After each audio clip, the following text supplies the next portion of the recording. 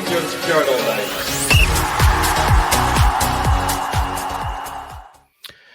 Good morning, good afternoon, or good evening, depending on when you're watching this. My name is Doug. This is the Rangers Journal, and you're watching the Journal Report. Journal Report is our show where we take some time to look around the world at various players that we think could do a job potentially for Rangers, reflecting the needs of the team as and when, and where we are in the state of our squad building, which is obviously heavily still ongoing at the moment with just, I think, the 2 weeks now left of the transfer window. We got breaking news today that Robbie Fraser has joined Dunfermline on a permanent deal, bringing us down to 2 left backs. Jeff Day is pretty much 1 foot out of the door, which will leave us with 1 left back who spends most of his time left back on the treatment table. So this is coming at a very timely point, I think, Mitch, as we're going to be looking at left backs today. We are indeed, Doug. As you say, it's a situation that's went from we looked okay a couple of weeks ago to, yep, let's get some bodies in the door. And as you say, our team here at the Journal here, we've had a wee good look round the globe and went, here's 3 of our hot picks for the position. Absolutely. Our Scoutmaster Gordon has been hard at work putting together these slides and information, so a big shout out to him before we kick off. So all this info, the slides and the details and everything that's packed in there, including now some video snippets that we'll get to look at as well. Have all been put together by him, so thank you very much, Gordon, for all your work in that respect. So without further ado, we'll bring up our first player. So player number 1 is Lucas Esquivel, I think. I'm going to go with that anyway. He's a 23-year-old Argentinian, plays for Club Atlético Paranaense. I've got some basic details there before we go into some more specifics, but 6-footer, so good for set pieces and hopefully heading. Also beneficial potentially from an attacking point of view as well. Not too many more years in his contract, and if we were to go in to purchase him for a fee, and his transfer market value currently sitting around about 3 million. Obviously, those figures can vary as to how realistic they end up being in life, but gives us a rough indication of the kind of market space he may be operating in. Mitch, obviously, we've got his wheel of stats going on here. These are all data points per 90 versus players in similar positions across the same league. Couple of standouts for myself: passing in the final third, progressive passes, his long passes, crosses, and assists all seem to be pretty high. So looks like someone who is an attacking fullback and someone that can move the ball upfield primarily by moving the ball itself rather than necessarily him and the ball together. What's your kind of initial thoughts looking at the old wheel there? Yeah, I like a lot of his stats there as well. It shows quite an aggressive left back there that likes to get forward, and the heat map that we've got there as well shows he's one that really likes to hug the touchline there as well. He's a proper wide man's left back, as I would call it. He knows his job. His job is to man his line. And I think having a really good quality range of passes between his assists, his cross numbers, his long passes, and those progressive plays, I think, that really shows you that that's a player that knows his job. And also when you move on his aerial duels, his aerial and his actual defensive roles, I think he probably sits quite nicely as one of those modern day recovery left backs. If he gets himself into a spot, he can get himself out of a spot. And that shows obviously with an average of just under 8 recoveries per 90. And over 4 interceptions over the course of a 90 as well. Looking at those stats there, Doug, and his key strengths across, up in that top right hand side there. Of those key strengths, how do you see them playing into Russell Martin's style of play in the way that we're currently set up at the moment? Well, funnily enough, with you pointing out the recoveries, I think it's interesting to note, a good quarter of those recoveries, or just over, are happening in the opposition half. So that would suggest that he's a player who can press. That's maybe a number we would see pushed up higher a little bit. The pace and athleticism is going to be important.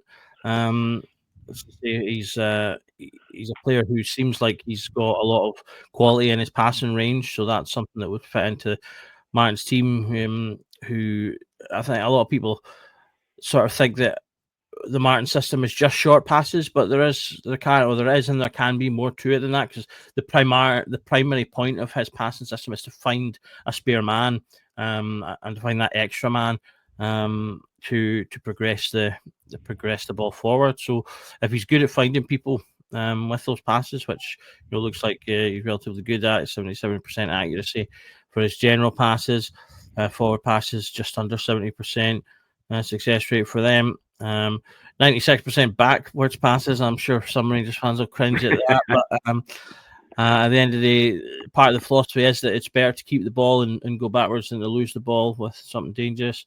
So there needs to be a bit of balance within that. We need to see players that are willing to take some risks, particularly when you're up against those blocks. So I think that's an interesting part. On his pointed at his heat map, I did notice the heat map does kind of tail away as it gets towards kind of halfway through the opponent's half towards that. So it looks like he maybe crosses from deep more frequently than he does at the byline, which would make him kind of similar in a way to Barisic. I think that could be beneficial again if we've got late runners from the box, which we look like we'll get from Lyle Cameron. And I'm hoping that that's something we're going to see from Asgard as well. So yeah, it definitely looks like he could fit into that. And we'll have a wee look at then for so hopefully the technology will click in nicely here. As I say, we've got some videos here of his crossing, so just kind of nip through those, and then we'll get your thoughts on those once they've got through them. So this is our first little example here. So we've got a deep run, pushing into the box, and then just finding the man, gets a shot away. And it does. I think that particular clip there shows the benefits of having a really aggressive fullback that can pass the ball properly, but he's not afraid. He's very assured with the ball at his feet. He's confident in his own ability, and it shows you that whipped range of passes as well. Okay, the shot never came off for his striker, but he's put the hard yards in there for his striker to remain in the 6-yard box and say, I will be where you expect a striker to be. And I think having mobile, physical, and again, he's a big unit at 6 foot, having somebody that's a big physical unit like that with, good ball control, it's something that maybe that bit of raw athleticism that we've maybe lacked in the area, and that's through no fault of Ridvan or no fault of Yefty. I think, when you look at, Esgaval's overall build, he's a bit more muscular than Yefty because he's a bit older than him as well, which probably gives him that better edge in the, in the physical duels there as well to ride a tackle. Yep. It's obviously passing to his version of Dessers in that clip. I see Dessers buries that, mate. So got another cross from wide there. So if we get on to the next clip. So this one sees him getting the ball quite deep and whipping one into the centre box. They do score from that one. That one's a little bit more sort of Tavernier-esque. That one's kind of coming from deep and curving in towards the attacker. And then our next one.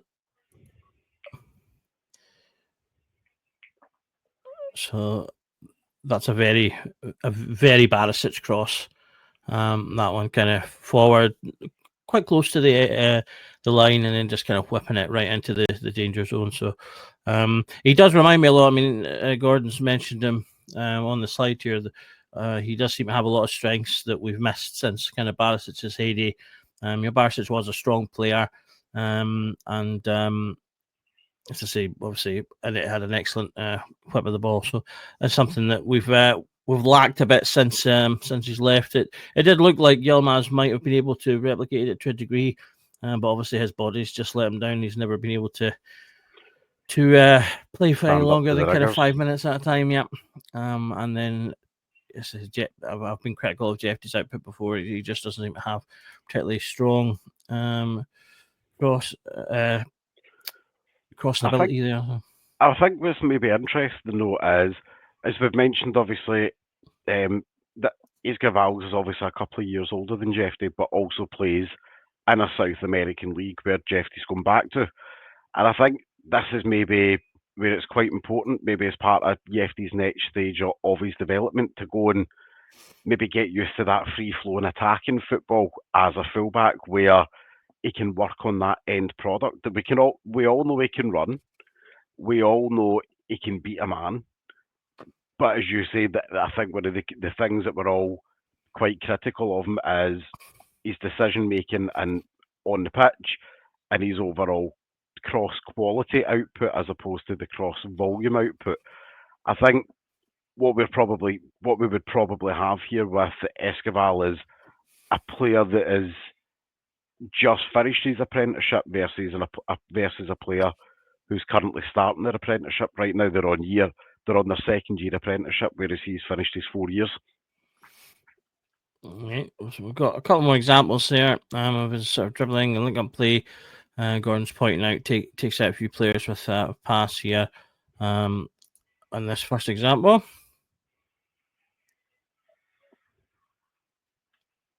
the ball coming back to him. A nice little flick there. Receives the ball again. Drives past two.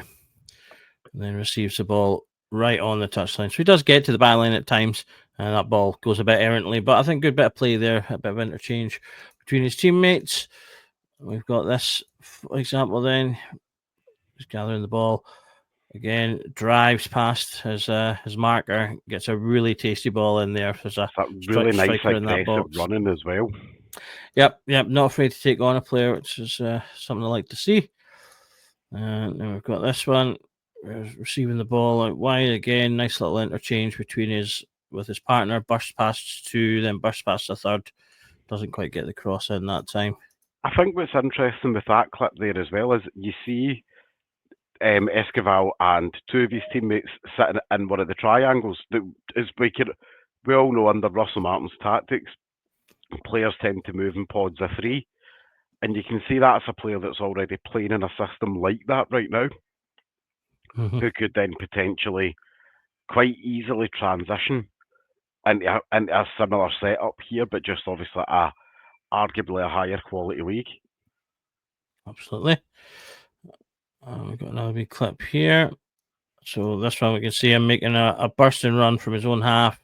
Again, driving past the player, looks strong, quite quick, and then gets the ball into his striker, who gets a nice little goal in the bottom corner per goalkeeping in that up as well. And then our last little bit here we've got is a bit his defensive duels. So Gordon's picked out this is a strong part of his game. 61% of his defensive duels, along with 63% aerial duels, showing good body positioning, dictating where the attackers go, and very aggressive and not willing to give attackers time to turn when they receive the ball. We can see the kind of spaces that he's been getting these in his last few games. So obviously you can see in that sort of left-hand side, a lot of obviously duels going on in that corner area where attackers are looking to get crosses in. That is something that both our fullbacks have been criticised for, letting crosses in too easily.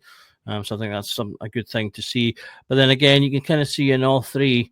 Again, you've got a handful of those occurring further up the pitch as well, which I think is a benefit and good for the Martin system, where we're going to press teams. If we're going to press teams that we have fullbacks and just players in general that can win the ball further up the pitch.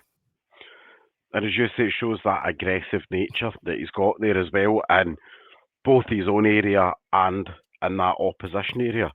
If you're in my area, I'm not letting you whip a ball past me too easily, and I think that's something that's maybe a level of physicality and a level of aggression that we've not had in the back line for a little while. Okay, so we've got some clips of his defensive duels, so I'll just quickly flip through those. You can see some of them. So winning the ball. So you see the ball coming forward into the fullback area, and then wins that one. Good footing in. This team comes away with the ball. And then we've got this one. So opposition keeper launches it into the attacking space this time, and again he's up there. He not only wins the ball, prevents it from going out, and then back in position as the ball moves off into other areas of the pitch. So again, something else some of our fullbacks have been criticised of at times, not getting back into position at the right times. We've got this one here, ball out to the fullback, plays the ball in, and then he gets that foot in just in front of the attacker for the ball to go out. And we're finishing here with his passing. So just some graphics to go along with those passing stats that we touched on a bit earlier. So we can see a lot of forward passes, moving the ball across the pitch as into the box with his crosses. Passing into the final third again, kind of a lot you can see here. I think this shows with the direction of these. That suggests to me interchange and interplay with his winger. And then you've got a bit more of a mix. Again, a nice cross ball from halfway line kind of to the really far cut post. into the box. So he's got a lot of different options, a lot of different types of passes there. And I think, as I say, it shows him not only setting up goals but interchanging with his winger. His backward passes, I think those are largely kind of goalkeeper / centre back type ones. So just the kind of the usual ones that you probably see when the ball's moving about. Any kind of thoughts on that? I like the range of forward passes in particular because it shows there's variety in the play as well. There's a little bit of coming a bit longer, a little bit shorter, but also you can see where, in that middle graphic in particular, you can see where everything's done with intention. I think that middle graphic just shows that just that wee bit clearer. As well as even the final graphic when you look at his forward passes of everything's done in that, if you want to call it that diamond area of the pitch of the byline and that inside third of the pitch is his. And it shows you just again how he commands that space. But again, even looking at his passing in general, you can see he's got a good quality range of passes in there as well.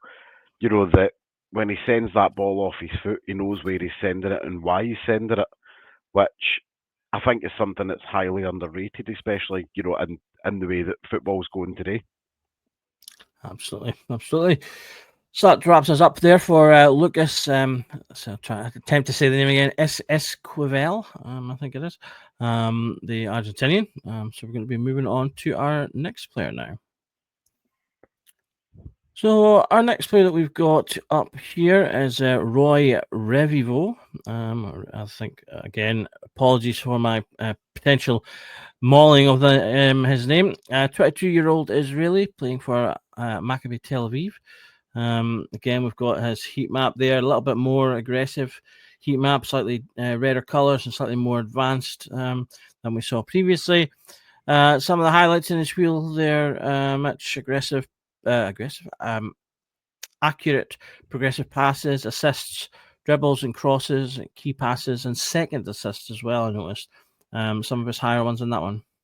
Yeah, I also really like his assist and, as you say, there those secondary assist numbers as well. But when you kind of tally that up with the heat map, you can clearly see he's a left back that likes to maybe play that little bit further forward to support the midfield, and maybe support obviously as a kind of almost like a secondary winger on that left hand side as well. Good, strong, accurate crosses, but just something I think, particularly down the left, is something that we've maybe been very, very missing of over the last couple of years. And I think, you should say as well, looking at it, progressive runs are really good, aerial duels. Again, another 6-footer as well, as we all know. Kevin Thelwell Mm-hmm. seems to have a thing for, big giant players, so a 6-footer at the back's not a problem. A handy trait for our league, I would say. So not a bad one for him to have. So we've got a couple of the key strengths and more specific stats in here. So again, some good highlights in the passing. 2 goals and 5 assists in his last 24 matches, which is a reasonable number. Again, something I would like to see pushed a little if it came to us, but I think that would be an excellent start. What stands out here for you? I think one of the big things that stands out for myself is his defensive duels work. One, because if you looked at his heat map, you would assume that he is just the quintessential, almost aggressive up front left back, but actually he's doing a lot more groundwork there for the defence than you think. And I think as well those, even when you look at his overall duel percentages, 17 duels as an average per 90 minutes. That's a lot of duels. He's a busy old left back, which suggests that from a fitness aspect, again, he's got to have, pardon the expression, but he's got to have a few revs in the engine there. You know, he's got to have a few revs in that engine there, and again, really good link-up play there as well with that quality ranges of passes. Absolutely. I think looking at the key strengths, immediately comes out to me that he's comfortable coming inside or outside of the park, which I think is something that would fit in with Martin's system in terms of inversion. The way he wants fullbacks doing that, the link-up play would also be really important with the way that he's seems to encourage his fullbacks to get into the midfield areas and be a part of build-up play. So some good key points there. So again, we've got some videos that we'll power through with him. So again, we've got some crossing attributes. Love that cross, so first time volley cross in, does go to the goalkeeper, but shows that again he likes to try something. And anyone that watched the Hibs game the other night, I think, will know that sometimes just giving something a go will give you the spectacular. Nice cross into the centre of the box there, resulting in a goal from a Really nice header. tidy. Yep, and then. Am I getting this one coming? There we go. And then winning the ball just inside the opposing half, and again driving forward, past his man, and getting Good a nice strength there ball as in. well. I will say some poor defending from the opposition there as well, but again, really nice and strong as well. On the ball. Absolutely. We've got some stuff on his ball carrying as well. So you can see here, defender on the ball, moves into midfield. Ball then comes out into the wide area. And we see him driving forward into the space that's been left as the defender is caught marking between Done that blocking him and tidy. marking the winger, and then a nice hit from his striker, or I don't, might not be a striker, but from his fellow player anyway. Ball comes across to him in space. You've got the defence who were in a nice flat line there. Again, defender's caught between him and his winger. He gets himself inside, nicely gets past two, and then ends up getting a shot. He was pushed slightly wide by the defender, good defending there, but again, it's good seeing someone driving at the play. Then in this example, got a ball out from the opposition goalkeeper. Got and from their goalkeeper. They're in their away shirt this time. And he's coming through, crossing right into the striker, and it's unfortunate. Good save from the goalkeeper there. I'll also say as well, the clips show that the raw pace that he's got there as well. Mm-hmm. How quickly he shifts himself up and down the park there as well. And Yep. I think that's something that, with the style of play that Russell Martin's got in mind for this team, it relies on being big, strong, pacey, athletic. Something that realistically, as a team, we've not seen from our team for probably a good 2 or 3 seasons now. Just some big, strong, raw athletes, and I would say somebody that's maybe in a defensive mould cut similar to John Lundstrom in that respect of big, strong, physical presence, box to box type player. And you can be a box to box left back in today's world there, because if you play just that further up the pitch like he does, and it obviously snugs into the byline, you're almost inadvertently, when you're on the ball playing as that, in this case, a fourth or a fifth midfielder. It allows you to almost be a bit more proactive that way. Yeah, I think it's on that last clip there, the burst of pace, and that you touched on there. Is the player in front of him gets the ball, and he really drove past and wide him to get into that position to receive the ball and put the cross in for the goal. We've got some of his passing across the sort of different kind of metrics here as well. Again, even more so than last time, I think when you look at sort of all his passes together, they are, he's got a real variety of passing at the different areas of the pitch. Again, you've got a couple of big switches across there, which I like to see. His long passes mostly successful. Going in there, I would maybe have liked to see a little bit more from his crossing. That's something we would probably get him to work on. If he came to Rangers, but anything from this that's strikes out to you? Yeah, as you say, I think as well, what people need to remember as well when they're watching us presenting players like this as well is the players that we find are not going to be perfect, because if they were perfect, we couldn't afford them. So every player that we find has room to grow. And as you say, they're within a kind of relatively sensible budget as well. He's roughly, about a £3 million transfer market, roughly. There, yeah. Even if he came here at 23, 24 years old, he picks up some of that fine tuning on the motor. Even if in a couple of years' time he went for £7 million, for example, might not be huge sums of money in today's world of football, but that is a two and a bit rise on his value that he came here on. Big money for us, though. So in context, so he's sitting at 2.5 on transfer market, so he's ever so slightly cheaper.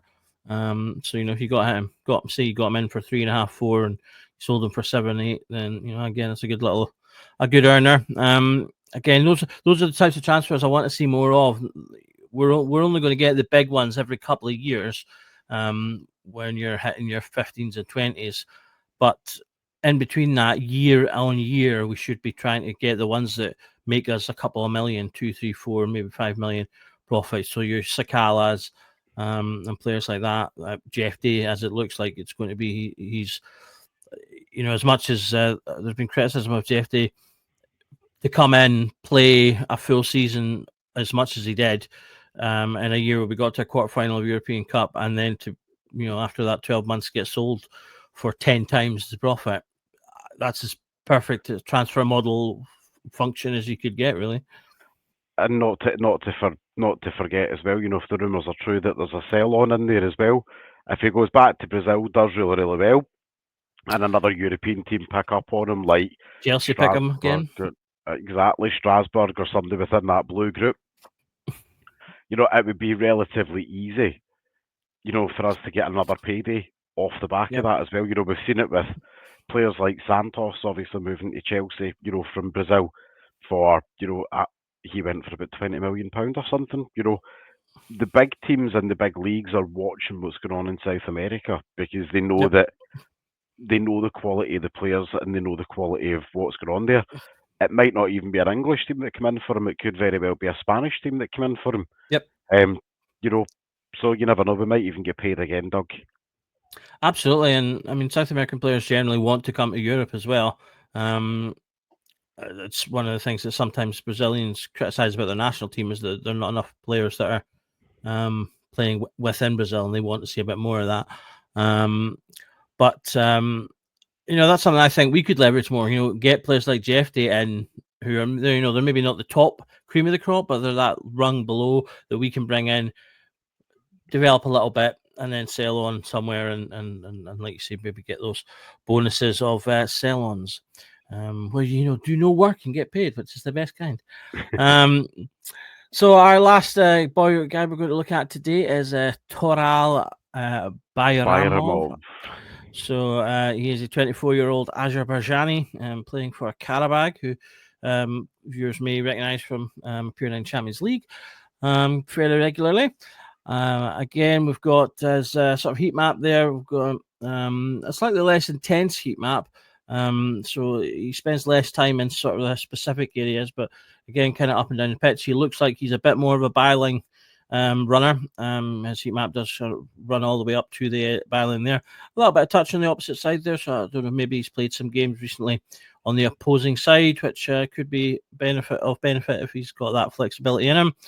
And again, looking at his data points here, we've got progressive passes, key passes, passes in general, crosses, assists, interceptions, and aerial duels. That's the sort of the high numbers in there. What's standing out for yourself? I like the interceptions and the aerial duels one. I think the aerial duels one again, given the league that we play in, it's a big character trait that needs to be looked at, of someone that will go up, jump like a fish out of water, and stick their head on it. Sometimes that is, we know that SPFL league level defending sometimes doesn't need to be sexy, it doesn't need to be flashy. Sometimes it's just functional defending. And I think that's where, when you look at a player like, Byramov here, that's only 1.5 million, again, based on, data that's available. When you have a player like that, that's a fairly low risk transfer. And again, it's that we're taking a player from no disrespect to Karabag, but in a league that is a rung below our league, I would say. And they probably play at levels of competition just a little bit below what we do. The player then gets a chance to come here to a slightly better league with more eyes and more exposure and get their stock up. And then when you look at that rolling revolving door and transfers about another £5 million player or a £6 million or a £4 million player in 18 months' time, you can see quite quickly how somebody like him, with those dual stats, the aerial duels, the interceptions, the assist numbers as well for a left back, and he's so offensively minded, I think you could see how quickly he could become a fan's favourite and also become another club's transfer target quite quickly. Absolutely, yeah. I think some of the key strengths that stand out: set pieces, cover good for all three. Which set pieces is something we've struggled with over the years. He's very offensive minded, as you've mentioned there. His forward passing and the versatility, which, as I say, may play into that little bit of heat map we saw on the opposite side. 5 goals and 5 assists in his last 33 matches, which I think is a good sort of a good level. If that's something he can sustain year to year, I'd be quite happy with that. That's the kind of area I'd like my fullbacks to be in, that sort of around about that 10. If they can do better than that, then that's even better. But certainly I like them sitting in that kind of area. So let's have a wee look at the videos we've got set for him. We've got a nice sunny one here. You can see why Andy Halliday enjoyed his time out in Azerbaijan, if that's the weather. Indeed. So a nice little cross into the back, into the middle there. Header just wide. So we're going to switch to him from the sort of midfielder. Gets it, takes it down, immediately puts it in. That was something I quite liked about Jeffrey when he first arrived. He seemed to put the ball in quite quickly. Barisic tended to sort of take his time and really. Well, no, I think he took his time and picked the spot, which was probably played into why he was so accurate a lot of the time. But I did quite like the sort of that just little extra bit of speed that doesn't give defenders time to settle into position. But I don't know, for some reason he seemed to stop doing it as time went on. But that's another story. So we've got the ball coming out. He gets a little shot, gets back in the ball. We get to see a bit of his driving. I think he turned really nicely to get that ball in there and gets a good header in for the goal. Yeah, really good body movement. You can see him here. He's really hugging that line, gets the ball into space, immediately knocks it in front of himself. He's got the whole pitch in front of him. He goes all the way, and then a nice little cut back, just as cut out by the defender. Again, I saw Jeffrey doing that, similar things at the beginning of his Rangers career. There's a game in particular where him and Danilo tied up and were making chances like that repeatedly. But again, it seemed to be something that Clement kind of bred out of him, unfortunately. So this ball comes in, comes back to him. He drives forward, past 1, 2, 3, past 4, and then dinks it in. That's a really, really good piece of play there. And that in particular, I think, is something that would be incredibly useful against, deep lying teams and back to four. If he can break those lines himself and get in and create little chances like that, then that would be, as I say, something I think would be of great benefit to the team. Ball comes sprayed out wide here. It beats his man, and then he's got the strength to kind of keep the ball, knock it back again. Looks like one of these guys that's really good at getting to the line, getting cutbacks, something that Ryan Kent was very good at, sort of as a winger. You know, it reminds me of the sort of fullback that you just wouldn't want to play against because he's a menace. He's everywhere you don't want him to be, and you can't. But on the surface levels, you can't stop him from being in the places that you don't want him to be in. Yep. Again, right up to the byline there, crossing. I feel like that. And again, not that we want to talk about them very often, but this is something that Celtic are very good at, driving to the byline and cutting the ball back and getting goals that way. Because again, you're pulling players out of position as they get worried that the defender or winger, if it's the winger, is getting closer to goal, so players naturally start to move out there. That frees up the space in the box, which gives your attackers more license to find space. And then if you get that cut back just right, you've got a good shot on goal. So again, something I'd like to see a bit more of. So our final slide then for tonight's video is his passing. So again, you can see passing from both sides of the pitch in these particular games. So again, this kind of hints to the versatility mentioned there, that you can potentially play on both sides, which having two good feet. Indeed. So obviously, definitely a bonus, particularly if we were to excuse me, if we were to bring him in, for example, given our potential lack of options at fullback, which are, as I say, dwindling by the minute as we go. But what's your thoughts on the pictures here? I think, as you say, having a fullback that can play either side with two strong feet, it's something that's relatively unheard of, like in the modern game. Of you now tend to have a left back as a left back and a right back as a right back. It's not very often that you have, unless you're at the elite level, you don't have too many players that can play on the opposite side quite so comfortably. And I think, as you say, being able to use them almost like that jack in a box. If you're playing against a low block there, if you look at Dundee at the weekend, there is a perfect example. When they were playing with, at one point, 8 men behind the ball.